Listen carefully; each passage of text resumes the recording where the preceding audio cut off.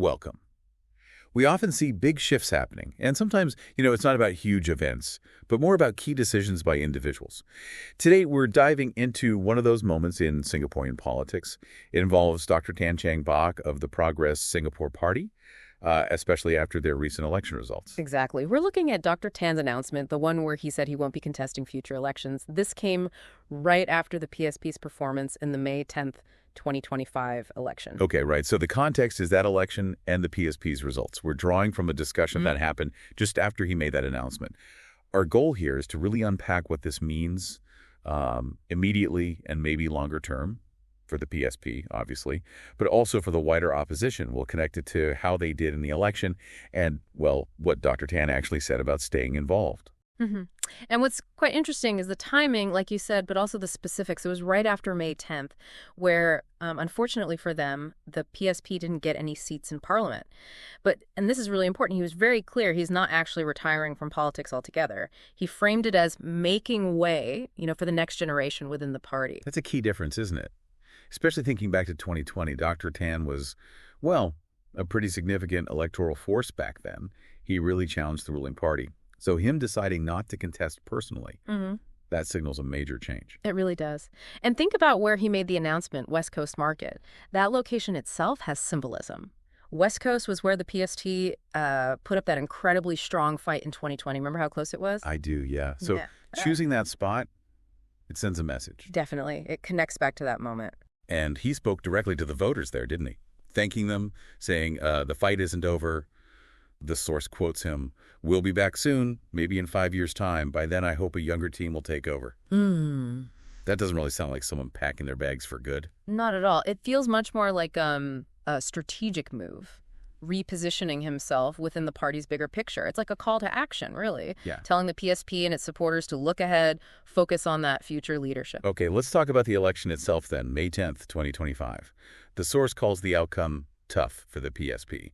They contested 6 constituencies, is that right? Yes, 6 areas, and they didn't manage to win in any of them. And, maybe more importantly, no non-constituency MP seats either. No NCMPs. For listeners who might not know, those NCMP seats go to the best performing losing opposition candidates. So the upshot is BSP has no presence in Parliament right now. And that lack of a parliamentary voice is quite significant. It means fewer chances to get alternative views heard in debates, fewer ways to, bring ground concerns into the official proceedings. What's interesting, though, is how Dr. Tan is framing it. Despite the loss, he's calling it a beginning.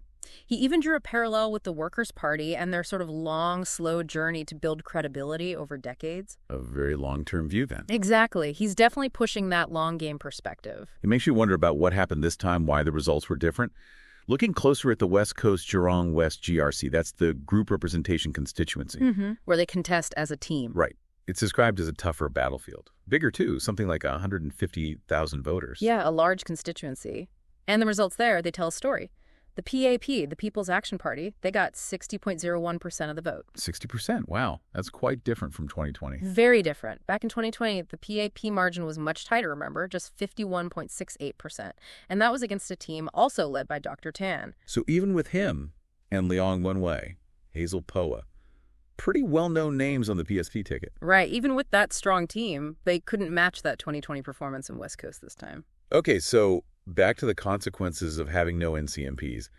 That really seems like a major blow. We're talking less diversity of voices in Parliament, fewer direct questions from the ground getting raised officially, right, and just, less visibility for the opposition, or at least for the PSP nationally. That's a really crucial point. The source mentioned Leong saying, we'll reflect, regroup, and return, standard post-election stuff. But doing that without the platform Parliament provides, that's definitely going to be a challenge. Staying relevant, staying connected. Yeah, absolutely. Which brings us to the big questions for PSP going forward, doesn't it? Like, can this new generation actually step up effectively? Can they fill that leadership role Dr. Tan played in the elections?